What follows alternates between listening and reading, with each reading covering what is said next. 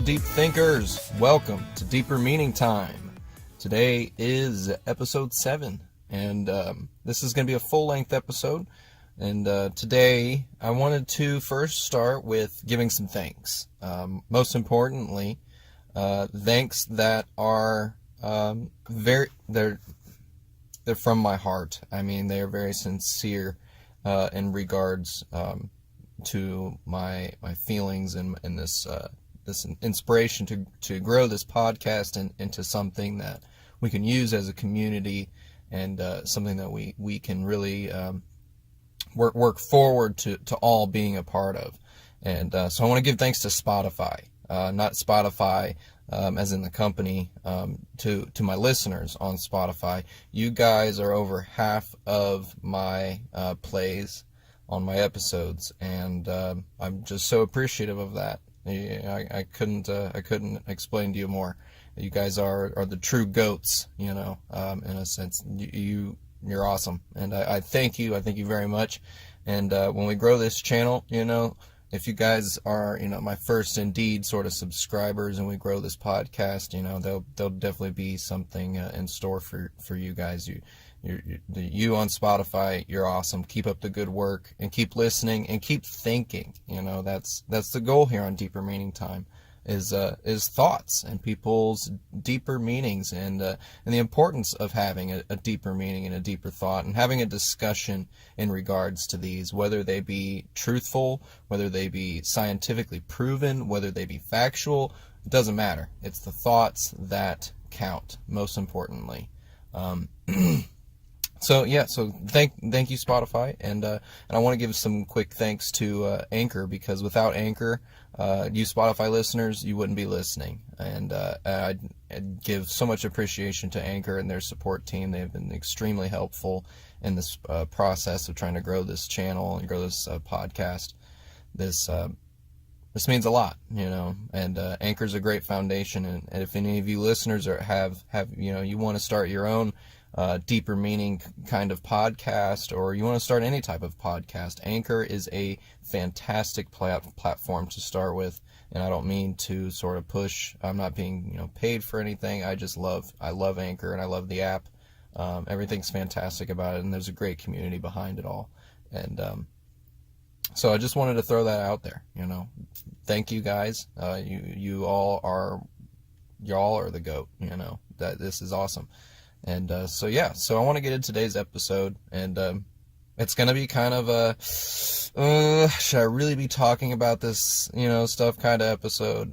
Nothing crazy, but it's just such a controversial subject nowadays, and people you definitely wouldn't want to talk about it with strangers, and it can get debates can get awkward. They can get really weird, and there's videos of people doing some outrageous things, because of their beliefs. And so today's episode is going to be kind of about beliefs and religions and spirituality, things of that nature. It's an interesting subject, and also, guys, I want to point out something before I get into this. You may have noticed, for some of you that are following me, I kind of was lacking this past week in delivering content and episodes. I had an episode ready about synchronicities and things like that, but I don't know. I put it into a deleted episodes folder. I'm not real sure about it.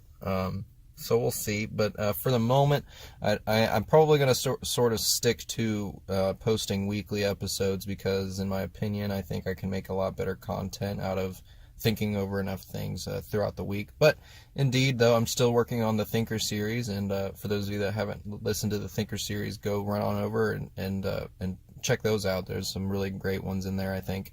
But I'm going to get into some better content, I hope, with kind of dragging out sort of when I post and upload, because I think I get ahead of myself, and I don't want to sort of overstep my boundaries in the world and on the internet. And I mean, there's nothing wrong with that, right?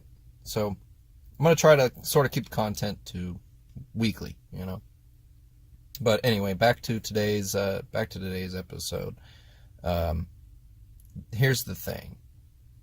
Religion it's necessary. It really is. And it's so strange because I talk about this so often. It's necessary for conversation sometimes, usually amongst people that you're, close with, friends or family.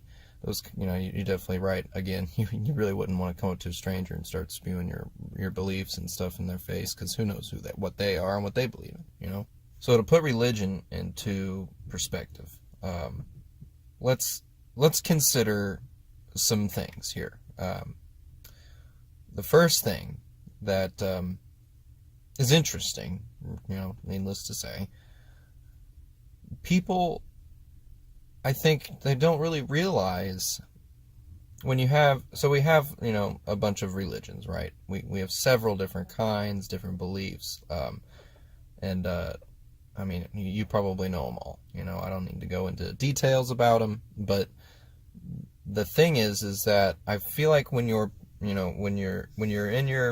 you have your beliefs in mind and you're considering your beliefs, and you're dead set, your heart is set, but you're missing something crucial, I think. And I don't mean for this to be in like a condescending way or anything like that. It's just an interesting thing to think about, is the fact that, okay, so if I said, I'm not really a true believer in a higher power. I used to be, and I'll get into that here in a minute, but the Christian, just God. So, it's a monotheistic religion. It's just God. And in this religion, you're sort of worshiping, you worship the Son of God, Jesus, and you worship God. But other religions, and this is the point I'm trying to make. Other religions, polytheistic religions who have multiple gods, they have multiple gods. So if you're a Christian, you believe in one God, but there's other people, in other towns or in other countries, wherever, with other cultures and beliefs, and they believe in multiple gods. Like, it's just, and that's okay. That's kind of the thing about religion, and especially about America, is that you're supposed to have this freedom to be, to choose what you believe, and to have freedom of religion. And but you have to, in my opinion, just because I feel like I have to break things down for some reason, to their smallest sort of functions. Why do religious people and believers and such, why do they miss the idea that their religion might not be the true one religion? Like, how it's almost sort of, I don't mean to say it, like, but it's sort of biased, I guess. Like, I mean, I have to say it because it's kind of what I'm thinking.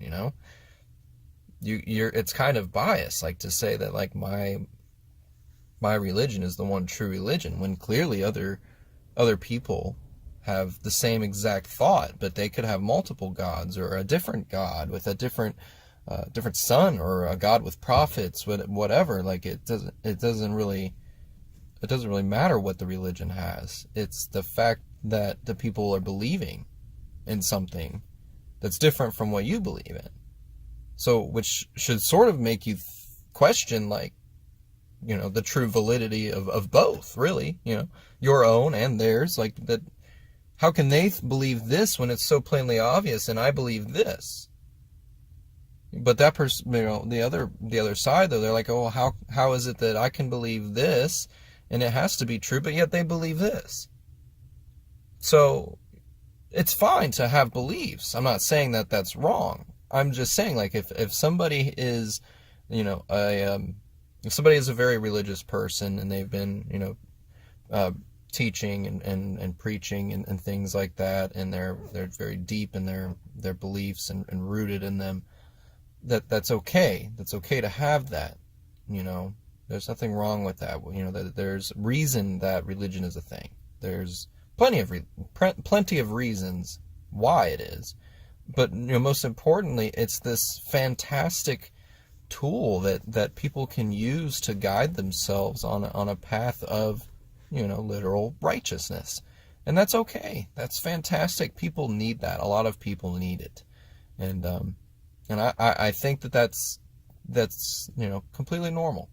It's normal to have one belief, and it's normal to realize that your one belief should be the only one, but at the same time, you need to maybe think about how that's kind of unfair to other people. Because their belief is that maybe they have 5 gods, or they have a god with 2 heads, or it doesn't matter, whatever they believe. It's the fact that they believe in something else, something different than you believe in. It's just interesting to me. That's all, and I'm not trying to spew some criticism or anything like that. It's just a simple point of view of mine, that I just, it's just fascinating. That's all. But it could, because I'm not religious anymore, but I used to be, like I was saying, and that was basically just childhood thing, like a phase, I guess, of mine, that was mainly in elementary school, and then it left for a few years, and then sort of came back real heavy when I was in 8th grade and a freshman in high school. And it's a very interesting sort of story, and I feel as though a lot of people have very similar experience, and with that is similar to mine, I should say, where I had a traumatic sort of event. I lost my grandma, my mom's mom, when I was in the 4th grade, and it was really hard on my mom. And it's harder on me nowadays than I think it was then. It was really hard on me the moment after her funeral. But up until that point, I had a belief in God, and I prayed, and whether or not that was just because that was the right thing to do as a child, and that's what I was kind of taught, I guess. And I don't even know necessarily, I can't remember necessarily that if my parents really taught me that, praying was a thing, but I had always prayed, that he would take care of my grandma and that she'd get better. I mean, it was every night, and I know a lot of people that do that pray, and when something traumatic's going on, and she passed anyways, and needless to say, I was pissed. It didn't make any sense. And, at church, I remember him explaining to me that it's just like the nature of life, and that's how it works, and God has a plan, and this and that. But I'm like, if God has a plan, why would he take my grandma? That doesn't make any sense, because it's his plan to make me feel this way, to push me away from him because he's taken my grandma. And so basically after that point, I had lost sort of faith, and it all came back to me when I was in 8th grade, and I was with my first girlfriend, and she was a Catholic, and so she was kind of pushing me back into it all. And I'd been to mass with her once, and we were kids, of course, but I had talked about how I needed to be Catholic if we wanted to get married someday. And I'm like, I wasn't necessarily, I was about it then, oh yeah, I guess, I'll figure out how I want to do this, and if I want to do it like that. But the thing is that once we broke up, I was like, she left me when we were, after like a year. We're just kids, I'm not salty or anything, I'm just saying it's whatever. It's history now, but it taught me something and showed me something that, because I had, she had pushed me, and so I had gotten baptized, right? But not, just at a non-denominational church, and it was a big deal for my family. I was, growing up and making my own decisions in life, and this was something I chose to do, and at the time, it was what I wanted to do, and it felt very real and very right, and everything was true and in the moment, but after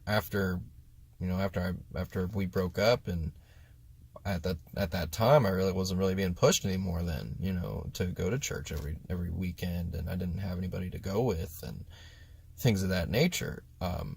My friends would still kind of go off and on, but even they, kind of drifted away from our church. And our church they had built an even bigger church with a bunch of money raised from people, but then there were a bunch of rumors and stuff of the pastors spending a lot of money going on vacations, and there was just lots of rumors, and the church was just turning into a weird kind of vibe, and I don't know, things were different, things changed, and it was awkward, and so I didn't want to keep going there, and I didn't want to find another church.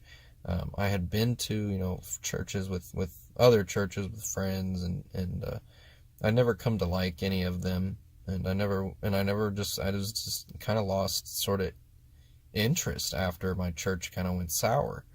And they were awesome. It was awesome. It was an awesome place to go. But so what ended up happening was basically sophomore year, I had, I had been hanging out with some friends, and we had smoked some weed, having a good time, whatever.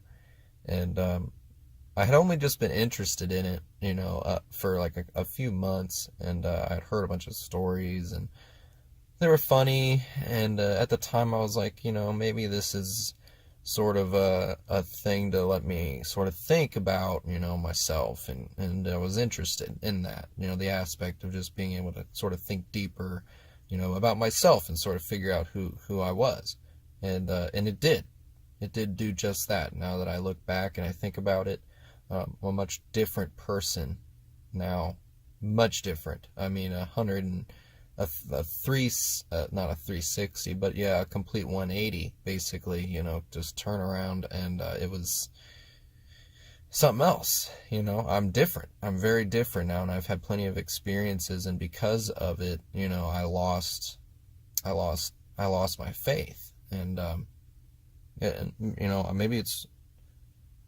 people would probably disagree, be like, oh no, pot didn't make you lose your faith. You lost your faith because you quit going to church, and you should have, found another church, and you should have kept up your faith, and it's my own fault, for losing my faith. And sure, whatever, you can think that, but that's not what I think it is. And so it's just interesting to me to look back and to think about how it changed me, and how my spirituality sort of deeply changed, because I just became more open to deeper meanings and to deeper understandings of myself and of reality and the people around me, and just life in general. I became a very deep thinker, and I moved into all sorts of interesting things. And I remember one of the first things that I thought really deep about was that I didn't even know was when there was all these rumors and case files and stuff about how our government basically assassinated JFK. It was a planned event that Lee Harvey Oswald didn't do it, but was just the fall guy for it. And there's talks about this grassy knoll area that was off of the street that where shots came from, as the actual. It turns out what actually happened, that there's the trajectories of the bullet that basically has splattered his brain all over his poor wife. It was not from anywhere near a building. It was from this grassy knoll, where it had to have come from a sniper that was trained and knew and was trying to cover it up, and they did cover it up for a long time. And it wasn't until within the 2000s that these files were released, and that information came out in regards to his assassination. And there's also rumors and information about the government was planned and had trained to kill Martin Luther King Jr. And supposedly there's been several other assassination attempts, and things like the Twin Towers is another one.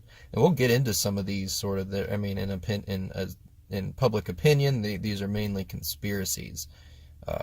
But there might be deeper meanings to them, you know what I'm saying? So we'll get into those eventually. But yeah, the Twin Towers is a big one, where it's just a big government ploy to get us to push towards the war and fund the war and things of that nature. And so there's been all kinds of things since then too that have been, and there's even there's weather phenomena. You know, they believe that the government has some sort of hand in how the weather plays a role in our society with these radio frequency installations called like HARP's one of them, and I think there's another one, and we'll get into those topics into more detail here in the future. But so anyway, to get back onto the topic of religion and beliefs, so I had lost my faith, and but I was okay with it. It wasn't bothering me.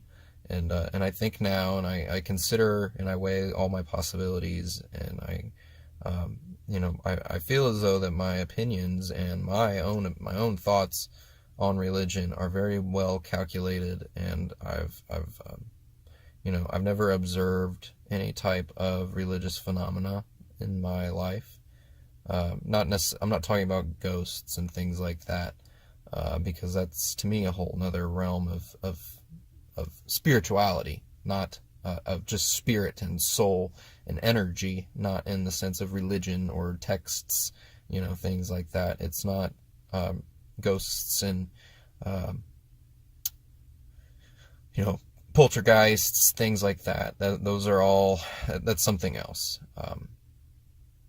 And I don't really know how to explain things like exorcisms and people being possessed by demons or things like that. I'm unsure as to how all that really works, but I don't know. It's interesting, and whether or not it's real factual, I'll have to get into it, and maybe we'll have to do a future thinker episode about exorcisms and things like that. But so religion, all in all, to me, really hasn't changed a lot. Recently, I do feel as though that there is sort of a change in the air, maybe slightly coming, but statistics still show that there's a lot of believers. People are still Christians. There's a lot of Catholics. It's a very big community, a very large community. And I'm not trying to boast here on Deeper Meaning Time that people need to leave their religions.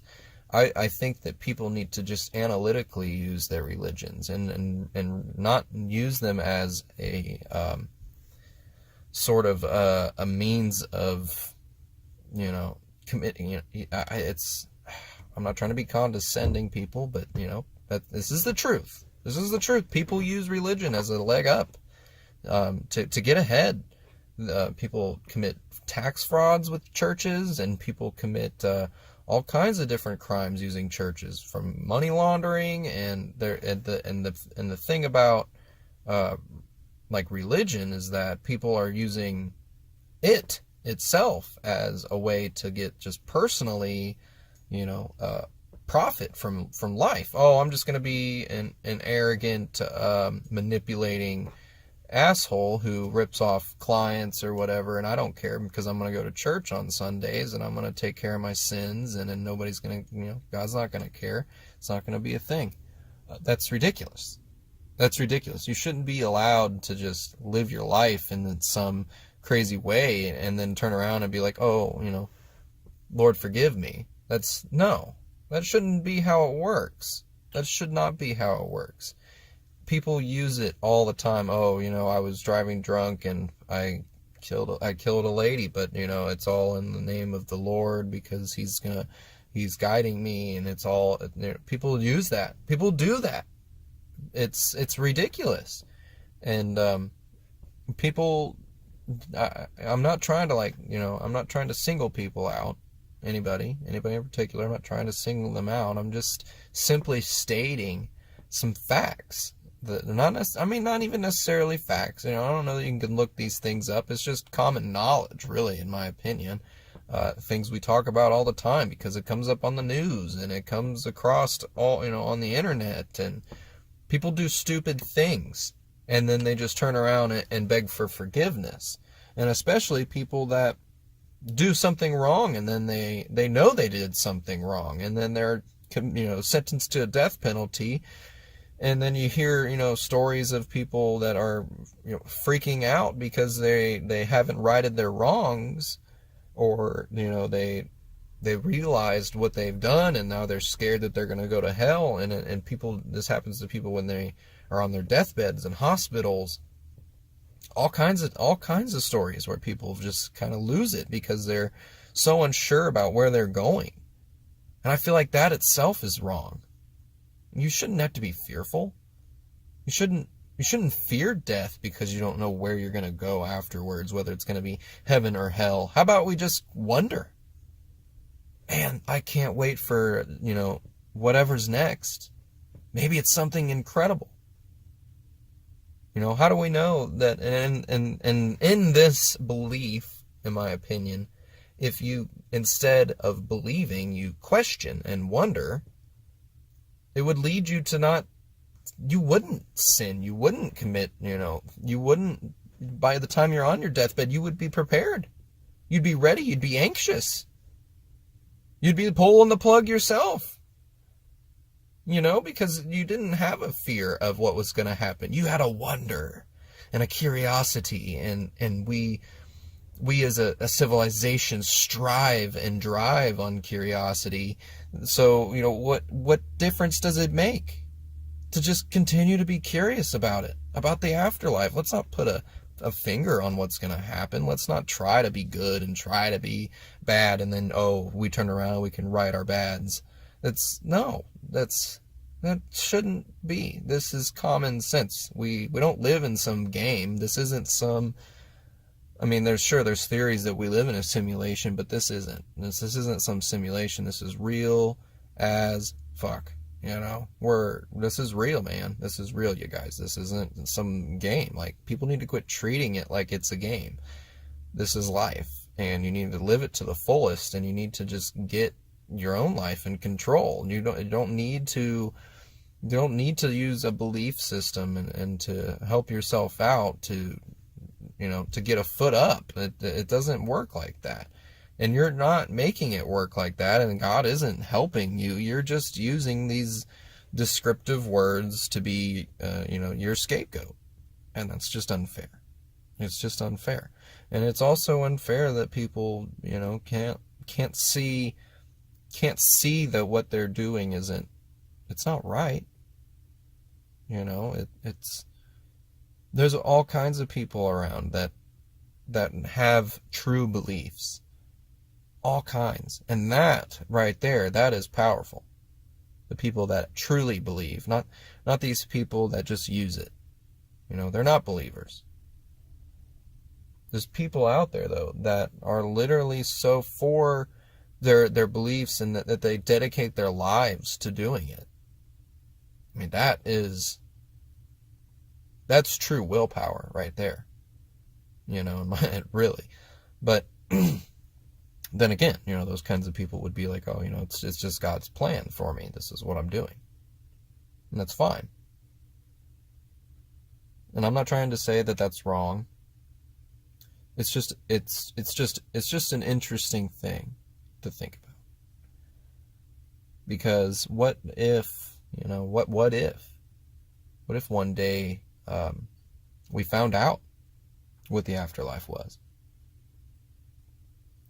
What if we found out that there was nothing? What if we found out that there's just, a few seconds of a good experience that happens while you die, something that makes it easier. But that when you die, you die. What if we found that out? What if we figured that out? Then what would happen? Would people burn down the world in absolute panic and chaos because they had worked their whole life towards something that ended up being, false? I don't know. I don't know if that would happen. I don't know if anybody would even try to bring that to the public. That might be something that that the government would hide from everybody, some knowledge and information that life after death was nothing, that there wasn't. I don't know. It's interesting, but what if? And and it's stupid to ask what if questions, because it's just a what if question. I hate when people ask me what if questions, but it's just it's a possibility.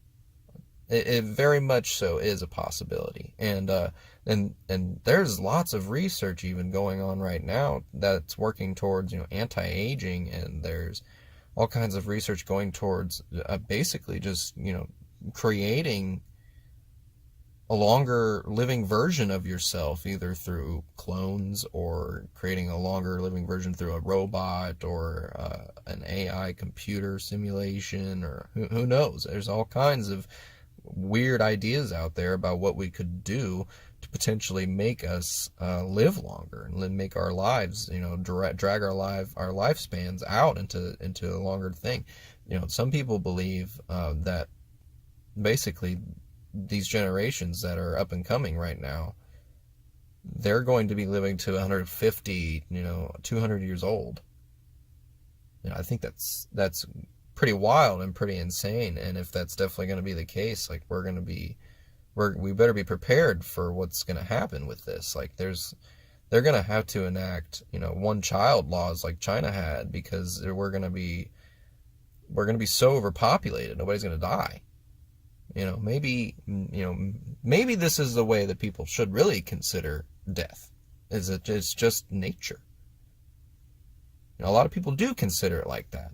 And that's simply how I consider it. Death is just death. And I personally, I don't fear death at all. It's never on my mind. And even when I'm doing something, even when something happens, or I notice some, or I watch something, or you know what I mean, like I never think about it myself. It's just not a concern. Maybe it will be a concern when I'm old and my body's weak and my brain's fried out. Like maybe then I will be concerned about death, but at the current moment I'm not. Maybe it's just because I'm young, but I don't know. It doesn't bother me. And I feel like because it doesn't bother me, it allows me to spend more time and to be more curious about the world and the reality that we exist in. And that's more important to me, is understanding, not, a belief, because a belief can't tell me everything when there's people believing, when obviously people believe in other beliefs. So whose belief is really right? And why would I even spend the time? There's too many contradictions. There's too many, different beliefs. It's not grounded in it's just not a reality for me. I don't know. But I'm not saying that, and that's, I have to keep repeating myself because I'm worried I'm going to offend somebody, or somebody's going to be, sensitive about this subject. But I'm not trying to say people shouldn't be religious. I'm just saying people need to think deeper. That's what the show's about. This is what this podcast is about. Just thinking deeper. Taking a more analytical, logical approach towards a conversation or a topic. That's where real science and sort of real thought and critical thinking comes into play. And these, real science and critical thinking and logic, these are nature. This is reality, and simplicity even. I have a lot of my beliefs just rooted in complete simplicity, because that's what makes sense. Why would nature be so damn complicated? Why would the afterlife be so damn complicated that you have to live your whole life striving to be this person that worships every day, or worships, whatever, only on Sunday? That's another thing too that I find interesting, that I had looked up just recently, because my grandparents are Seventh-day Adventist, and they worship on Saturday. And I believe that the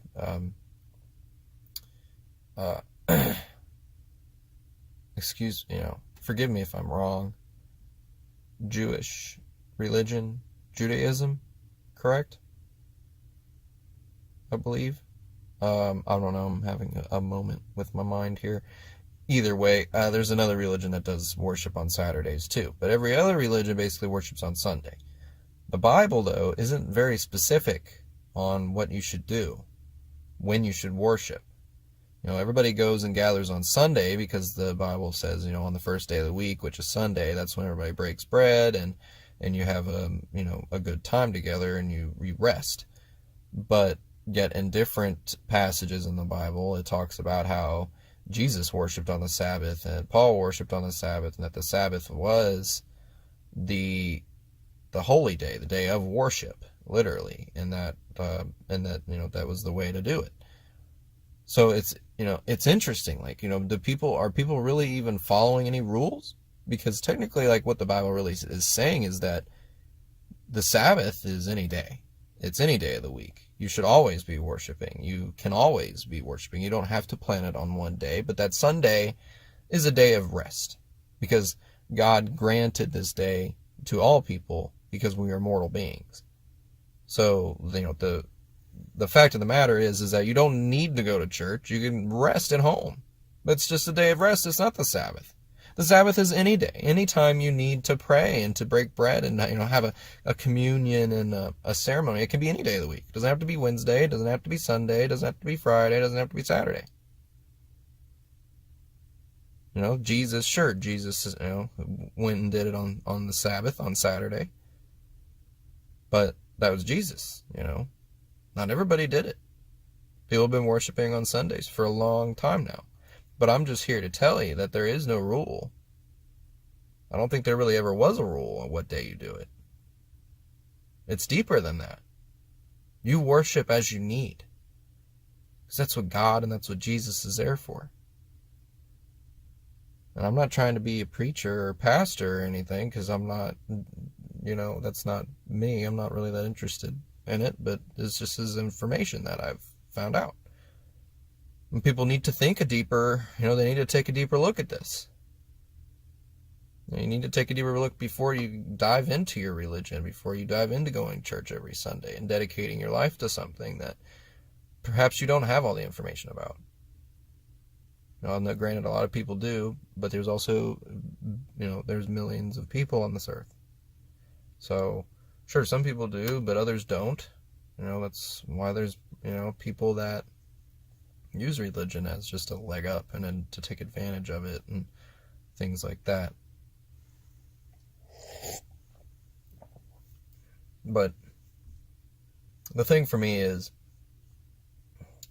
you just shouldn't settle. You can't settle on one thing. Either one, we will never know, or two, we will know, and it's going to be something so simple. And I'm talking about the creation of the universe, creation of life and existence, everything like that.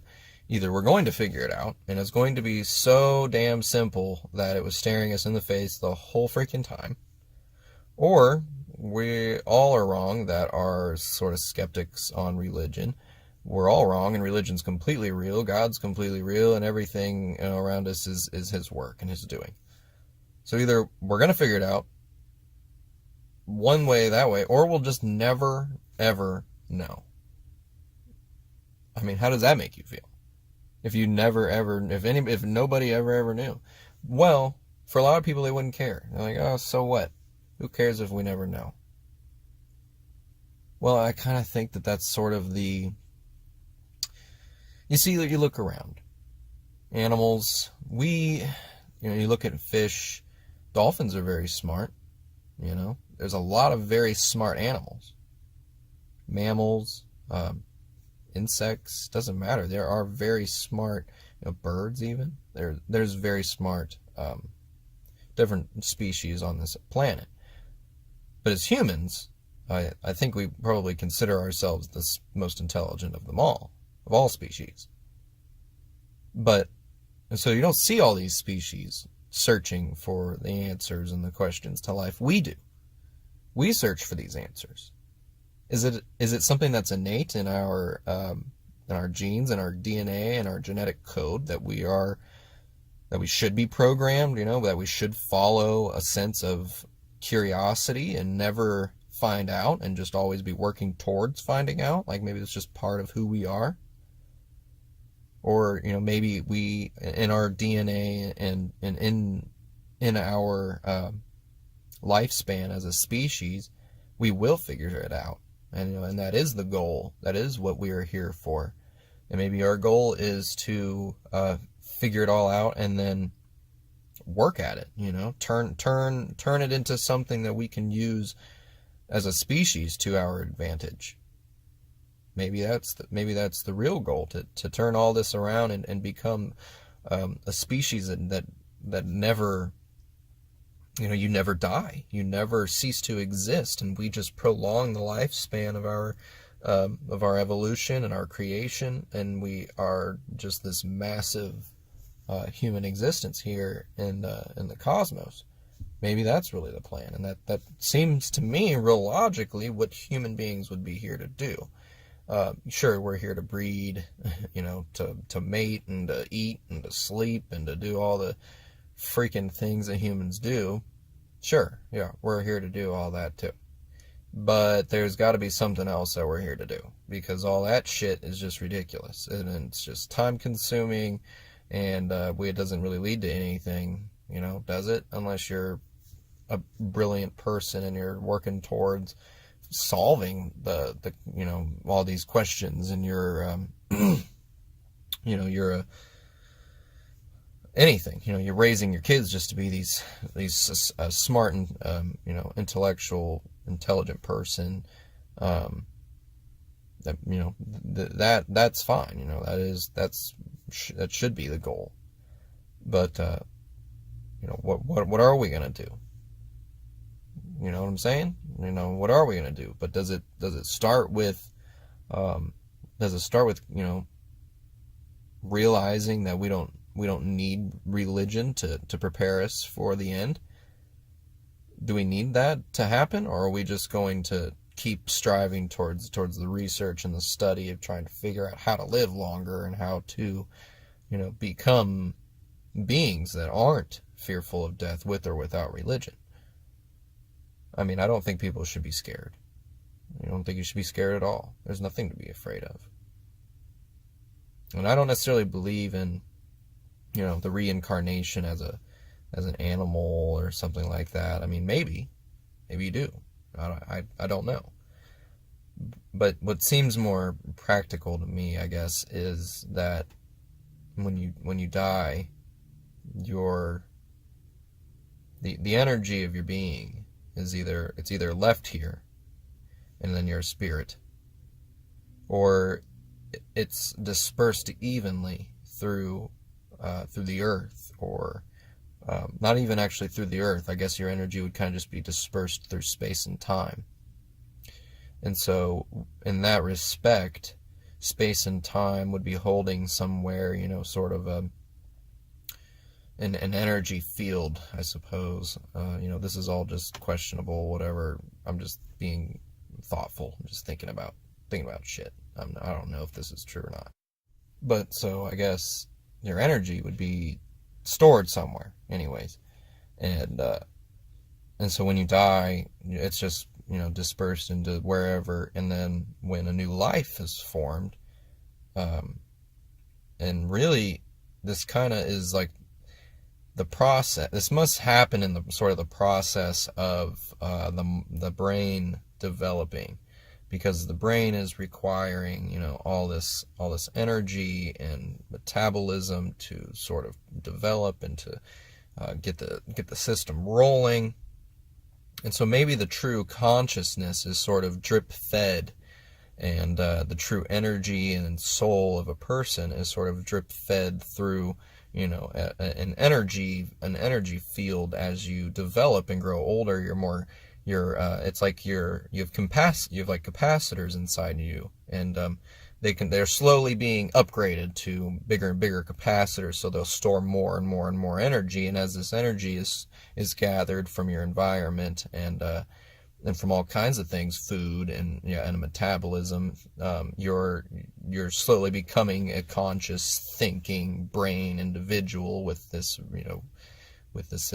vision, your reality, the things that are around you. It could be, again, it could be, it's just a part of development. Your capacitance as a species, as a thinking being, it grows and you take in more energy and you become more. And so maybe that's why some people, as they get older, become either whatever, they become smarter and go on to do crazy things in their later years instead of their younger years, because maybe they just didn't have enough capacitance when they were younger, and as they got older, your ability to retain more energy, and so then when you pass, all that energy just sort of leaves you, and it just disperses into the environment to be restored and reset. I think, though, and this is the term where this is where people get into being an old soul or a new soul. And I like to think, just because it's kind of fun to think about, I like to think I'm an old soul.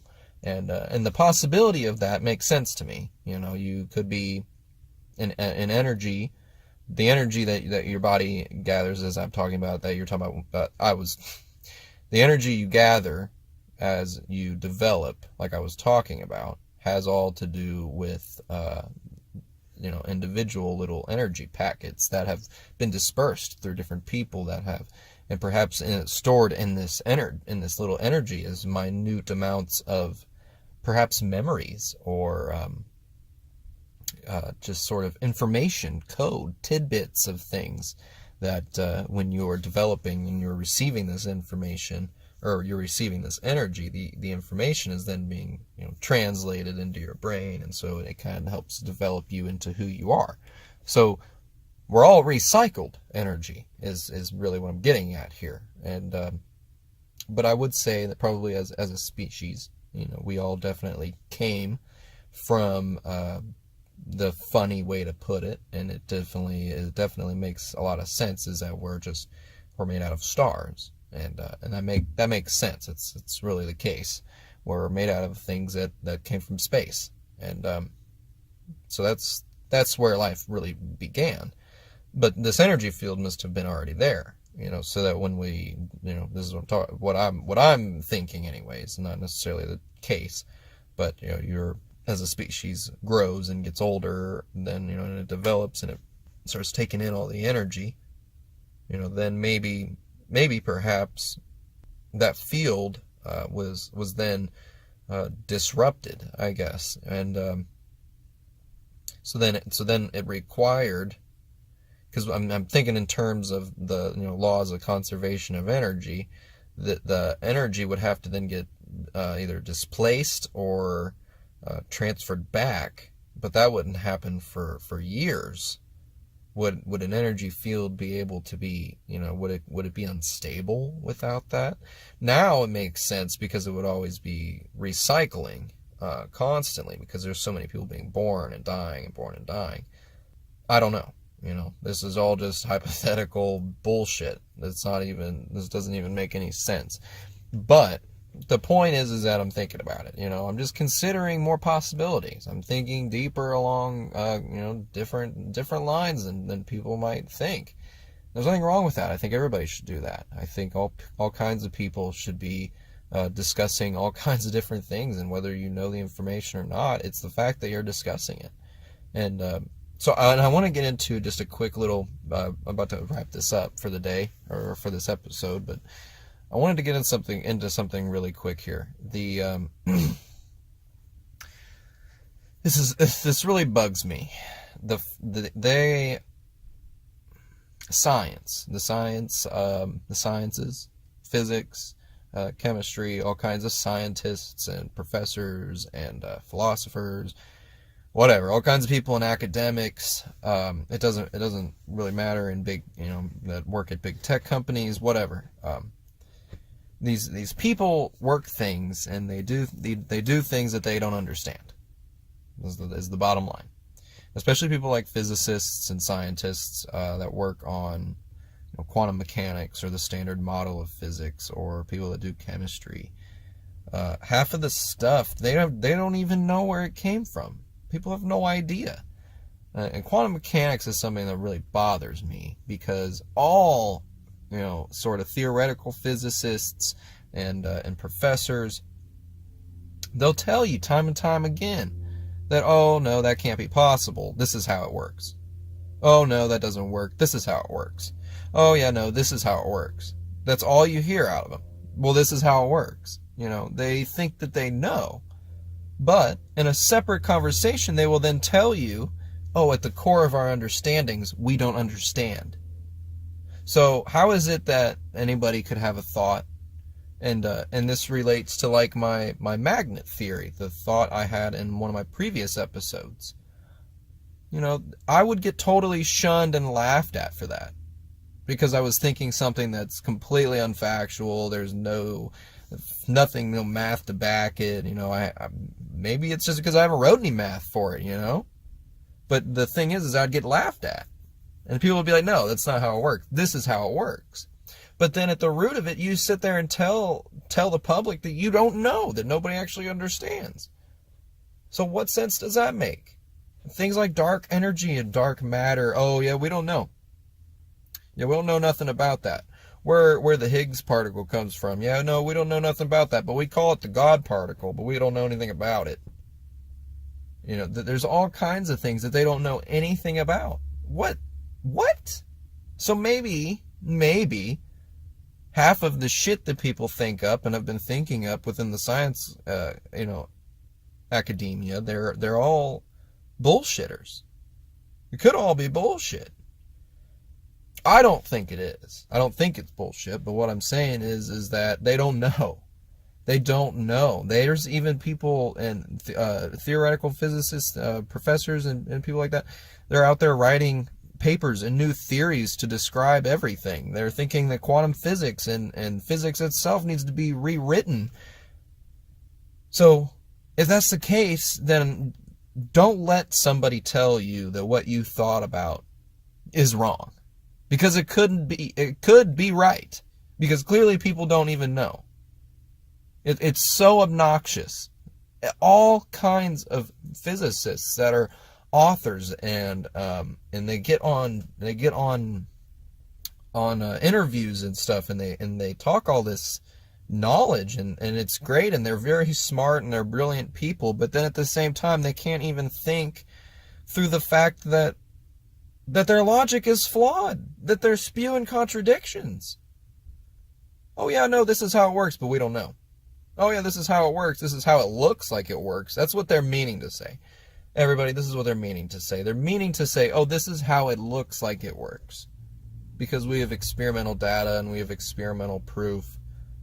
But to me, it's not even, all the data and all the information is fine. Sure, it adds more confirmation, but you're not confirming at the basis of nature what's actually going on. At the basis of nature, at the very fundamental levels of how reality works, you don't even understand that?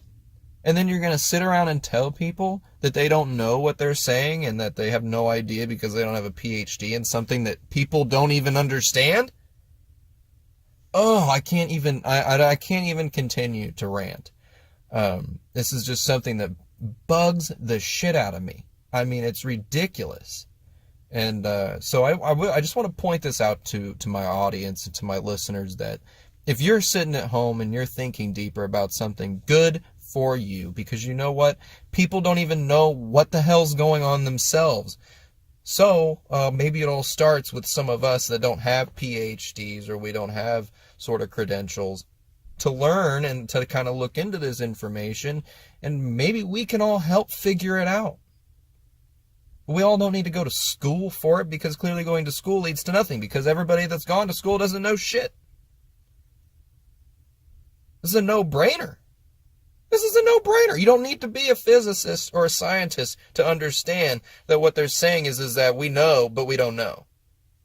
How can you even have a job and be paid a salary to do something that you don't even understand? It doesn't make sense to me. It doesn't make sense. That's why I don't do it. That's why I'm not in the field. But what I can do is take some of the greats information. People like Maxwell. People like of course, like Feynman. Of course, my favorite. People like Feynman. You can take Dirac. You can take all kinds of Tesla. You can take Einstein, Newton. You can read all kinds of things. You can read things that some of the Greek philosophers wrote. The nature of philosophy itself. People should read that. That should be a textbook that you're taught in school. I mean, today I don't even want to read it because the old versions are so dull. It's just so dull reading. But I'm sure that within it is some of the greatest things ever considered. And if you do read The Nature of Philosophy, which I recommend, and I have read a good portion of it, I did come to get very bored because I noticed that there was a repetition of ideas. This idea that he was pushing was that people just don't think, basically, that people need to think, that you have to think analytically about things, and that logic and that nature is very simple. He just kept repeating this idea over and over.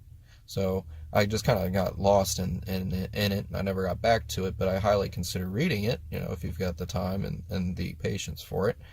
But so anybody can figure this shit out. We can all collectively, as a community, we can grow this podcast and this platform into something more. We can grow it into an educational learning center, like Sylvan, I probably shouldn't even be saying that, but either way, we all collectively can learn more and understand more, because there's clearly more to learn, and that's so fascinating about life and about reality. We're barely at the edge of it. We're barely at the edge of understanding. Let's dive closer. Let's dive deeper. Let's get to that edge. Let's find it. That should be the human goal, the human,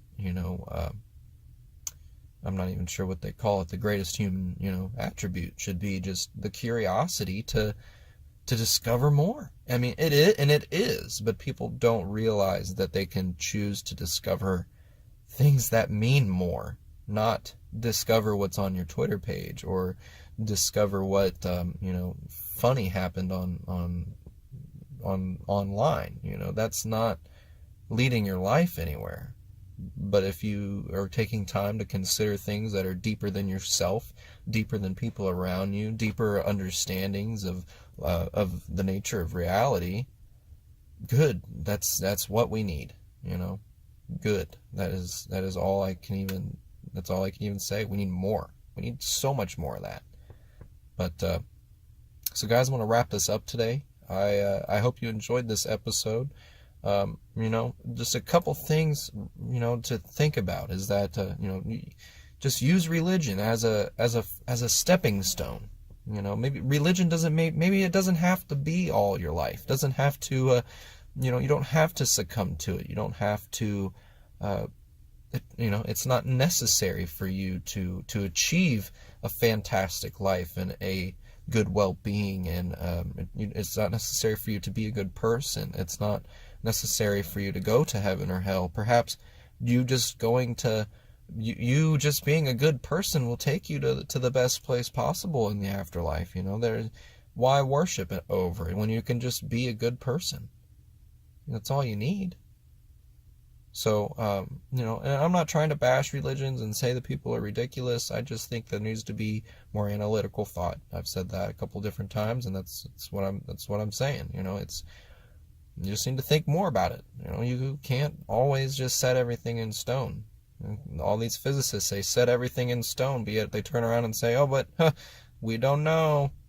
Your pastor kind of does the same thing every day at church, or whenever you go. He's talking, and sure, he understands the Bible, and he's giving a really, really good message, but in the end of the day, when you walk out of there, he didn't know either. Nobody knows. Nobody actually knows. Especially now. Sure, maybe somebody knew way, way back in the day when Jesus Christ was around. But there's nobody alive anymore to tell us. So for all we know, it could be a story. Just a big story. Written story, like a bedtime story, But again, I'm not trying to bash religions. I'm not trying to underestimate them. It's a very good thing, if you're religious. It's good to be religious. It does help people, and it helps people get through very tough times. There's nothing wrong with that. But it can't be your other leg. It can't you can't just you can't walk all over it. You can't take advantage of it. It's there for a different reason, and but people need to realize what that reason is, and we need to move on, and we need to move on to a better future, a more safe future, a more sane future that is intelligent and inspired and motivational, and so that we move towards constantly, at a faster rate, a better and better future for those that are coming ahead of us. And guys, that's the goal here at Deeper Meaning Time, is to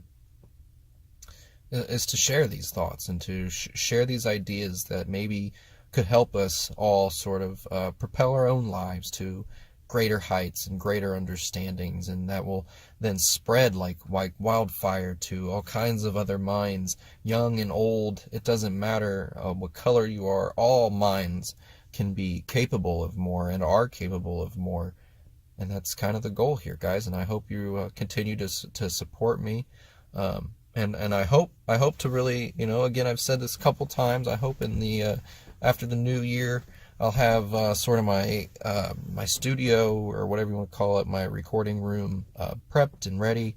I'm still working on some things right now and getting it ready. But I hope to bring some video podcasts, and I hope to bring on guests here soon. And I'm still looking for somebody to feature. If you're interested and would like to share your thoughts, and you'd like to have a quick conversation with me, it can be for a thinker episode or a full-length episode. It's really easy. We can get it done, and it'd be really cool. That's guys, that's the goal here. And so again, thanks Spotify. Thank you guys. You are the bread and butter of this show so far, and I hope to grow a bigger community with you guys, and I hope to grow a bigger community across all platforms. And if you're listening on other platforms, either Android or iOS, thank you for your support. Thank you for joining me in this quest, and I hope you stay tuned, and I hope you look forward to more episodes. I'm always looking for comments. I want comments and concerns. It doesn't matter what it is. Hurt my feelings, I don't care. I want to have a discussion with you people. That's the point. Let's have a discussion. So please, go on over to deepermeaningtime.com. You can leave comments on the blog posts that go along with each episode. You can leave comments on YouTube. You can leave comments on all kinds of different platforms that allow for commenting. Favorite, like, share. Let's spread the word, guys. And that wraps it up for today. So keep thinking. With every revolution of the earth, let's keep this discussion going. Because that's what Deeper Meaning Time is all about. Exploring the endless thoughts and curiosities we have every day, and discovering all the deeper meanings time has to offer. My name's Evan. Thanks for listening.